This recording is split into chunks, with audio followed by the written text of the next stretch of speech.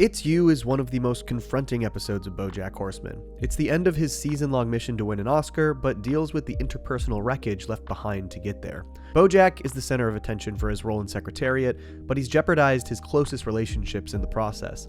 It's a stark and necessary prelude before he makes the worst decisions of his life immediately afterwards in That's Too Much Man. One day, you're gonna look around and you're gonna realize that everybody loves you, but nobody likes you. The episode opens with BoJack watching the Academy Award nominations with his publicist Anna Spanakopita, securing the nomination for Best Actor in Secretariat. It's the type of honor most actors dream of receiving, and it's been BoJack's main focus for the entire season. But after the announcement, BoJack struggles to reconcile his emotions. You're an Oscar nominee. How do you feel? I feel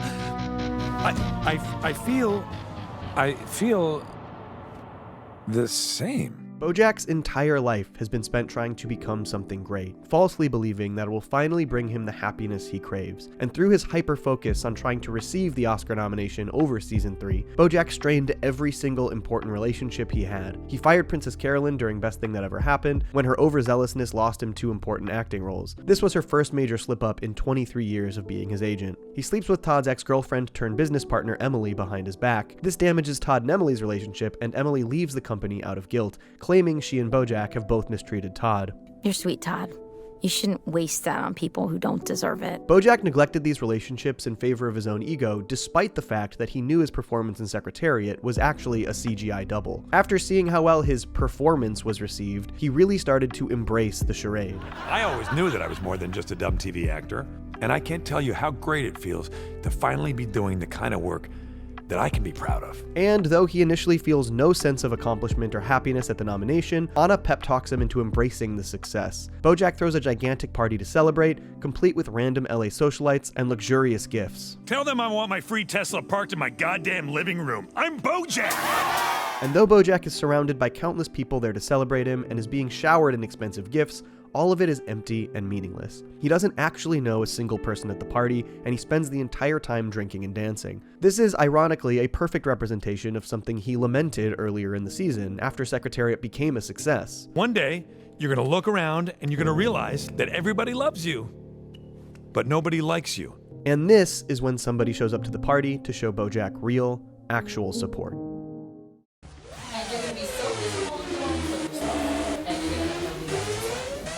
The one person close to BoJack that he had yet to alienate was Diane, and she arrived at the party justifiably concerned about him. Well, I know how this kind of thing can sometimes send you spinning. Oh God, why doesn't this make me happy? Will anything make me happy? I'm an empty husk. Diane really does deeply understand BoJack, and she was exactly right about how BoJack had been feeling post-nomination. Of course, BoJack isn't willing to admit this and writes her off, bragging about the extravagant party. He then takes a turn criticizing Diane's own life choices, particularly her career working social media with Vim, ignoring his own hypocrisy. Girl, I never said you were a bad person. I just said it's not you. And you know it's not you. Oh, and this party is you? Who are all these people? Diane made these career choices for the sake of her own mental health, after going through a barrage of public scrutiny during the Hank Hippopoulos controversy, as well as her traumatic time in Cordovia. But even though BoJack saw how this affected her firsthand, as she stayed at BoJack's house for weeks in a depressive spiral after Cordovia, he shows absolutely no acknowledgement of Diane or her struggles in his criticisms. A sad reality when she came to support him, knowing exactly how he would be struggling after the nomination. This triggers Diane in a way we rarely see, as she flings probably the meanest and most scathing thing she's ever said to BoJack right in his face, speculating about what will happen after he wins his Oscar. You're gonna go home, and you're gonna be so miserable you'll want to kill yourself. And you're gonna have nobody left to stop you. As horrible as this is to hear, she really was the last person BoJack had yet to alienate, someone who would truly be there for him in that type of crisis. BoJack tries to ignore it, embracing the swarm of cheering fans around him. There's gonna be plenty of people around when I kill myself. But it's clear that Diane's words ring true to BoJack, as he panics and rushes back to seek out Anna, looking for reassurance that their ongoing relationship is more than professional. Anna is anything but reassuring and leaves the party immediately, leaving BoJack alone. In his drunken stupor, he gets into the driver's seat of his new Tesla and backs it into the pool. I realized something today, and I think it's gonna make you feel a lot better. None of this matters. What? The party stops, but Mr. Peanut Butter arrives just in time to pull Bojack out of the pool. He then explains that Bojack's nomination was a mistake. During a series of wacky mishaps, Todd and PB lose the nomination envelope just before showtime and quickly assemble a new list. They agree on almost all of the options, except for Bojack as best actor. Well, I guess I'm just tired of Bojack walking all over everybody and still getting everything he wants. Mr. Peanut Butter shows a rare moment of insight into Bojack's psyche. He knows the value of what being nominated would mean to his fragile self-worth, as Bojack puts a tremendous amount of importance on how he's perceived by others. Years after I die, people will still be able to see me in Secretariat. And then what? And then, I'll be remembered. If I win an Oscar, I'll be remembered. He's no longer content to be the horse from Horsin' Around, who already was fondly remembered by millions of people, including Diane. I think a lot of this insecurity stems from the fact that he never managed to get his mother's approval or acceptance towards his success, and at an incredibly young age, she berated him about achieving success. You better grow up to be something great, to make up for all the damage you've done. I will. He craves that respect that he feels will come from winning an Oscar, even if he knows he doesn't truly deserve it. Upon hearing the truth, Bojack unravels as the entire crowd abandons the party. Mr. Peanut Butter then reveals that Todd didn't want to nominate Bojack, adding insult to injury. PB tries to find the bright side. What? What is it? None of this matters. Bojack is back to square one, but with absolutely no community or support behind him. You need to be better. The following morning, Bojack and his house are a complete mess. He tries to call Anna for emotional support, but she doesn't respond, confirming that he was nothing more than a client and that she's ready to move on. Todd shows up, but is noticeably uncomfortable. Bojack begs Todd to stay after pushing away everyone else in his life, but when Bojack shows no sign of taking responsibility for his actions, Todd unloads on him. You can't keep doing this. You can't keep doing shitty things and then feel bad about yourself like that makes it okay. You need to be better. Up to this point, this is the most we've ever seen Todd lash out at Bojack, despite years of being Bojack's punching bag. Interestingly, Bojack's initial offer for Todd to stay with him was because it made him feel good about himself, which can still be seen as selfish, but the origin of their relationship was in aid of Todd in his own struggles. But obviously, their relationship devolved. Nah, he's right. I'm pretty much worthless. See? You say something to someone enough times and eventually he internalizes it. Despite the fact that he's lived with Bojack since 2009, Bojack has never once offered him the guest room, something he offered Diane readily in The Dog Days Are Over. And while Bojack persistently sees Todd as this leech that is weighing him down, the evidence points to the opposite being true. In Season 1's Zoe's and Zelda's, Todd's rock opera is pegged for production by a major rock opera producer. But when Bojack realizes that Todd's looming success could see Todd move out and find more independence, he panics and sabotages the rock opera. Bojack claims that Todd is the leech on his life, but in reality, Bojack is the one who is dependent on their dynamic. And generally, without Bojack's influence, Todd flourishes. With Princess Carolyn's help, he staged Bojack's house as David Boreanaz's mansion, raking in tons of cash from visiting tourists. With Diane, he led a rescue mission saving Becca from chicken for days. He's helped produce countless, some perhaps ill-advised, business ventures with Mr. Peanut Butter through PB Livin', and ironically, one of these ventures was indirectly responsible for Bojack's casting in Secretariat in the first place. Despite Bojack's strong audition, they award the role to Andrew Garfield, who eventually has to drop out after injuring himself at PB Livin's Halloween in January storefront. Todd literally built his own Disneyland and beat the Walt Disney Corporation in court when he got sued for it.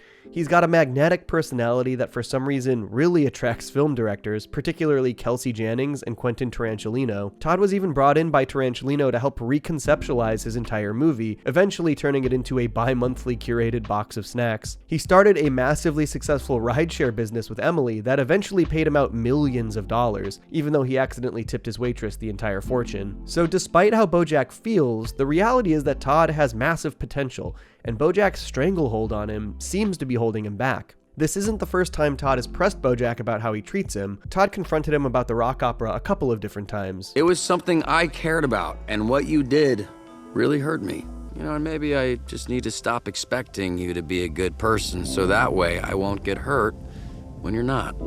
Oh. But Todd's relatively gentle nature in these previous confrontations, combined with the years of neglect and the fact that he already lived under the expectation that BoJack would disappoint him, actually makes Todd's huge blow-up in this episode so much more impactful, as he tells BoJack that he is all the things that are wrong with him. It's not the alcohol or the drugs or any of the shitty things that happened to you in your career or when you were a kid. It's you. While this wasn't the end, this marks the biggest shift in BoJack and Todd's friendship throughout the entire show. Todd takes his stuff and never stays at BoJack's house ever again. It's you. All right? It's you. Todd's biting criticism of BoJack hits doubly hard when you remember his conversation earlier in the season with the LA Gazette's closer. The episode Stop the Presses effectively sees BoJack going through his first ever form of therapy, and the closer hones in on a very specific aspect of BoJack's bad behavior in regards to his close relationships. When you do bad things, you have something you can point to when people eventually leave you. It's not you tell yourself, it's that bad thing you did. And throughout his life, we've seen numerous examples where this would ring true for BoJack's fallen friendships. BoJack broke his promise to Herb to back him up during his scandal on Horsing Around. Rather than support his friend, he prioritized saving the show and his own career, ending a multi-year friendship. Ironically, just before the events that would end their friendship, Charlotte gives BoJack advice that could have helped him put an end to his own toxic cycles, as he laments how often he hurts those around him. Doctor, it hurts when I do this. You know what the doctor says? Don't do that. Yeah.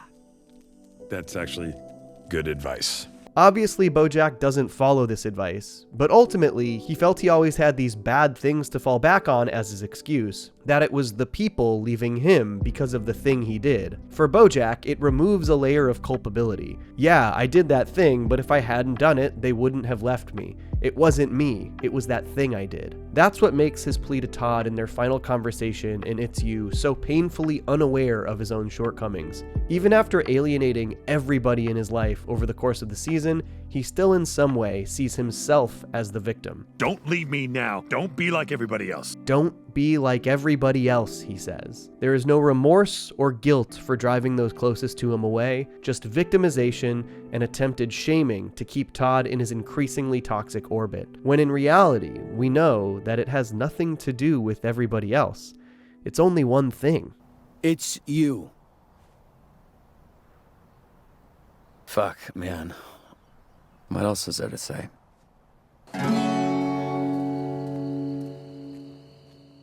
Folks, thanks for tuning into another BoJack episode breakdown. I'm going to try to keep a steady stream of these coming this year. My plan is to cover Hooray Todd episode next, but I want to hear what episodes you most want me to break down as well, so post them below in the comments, and of course, stay tuned for more.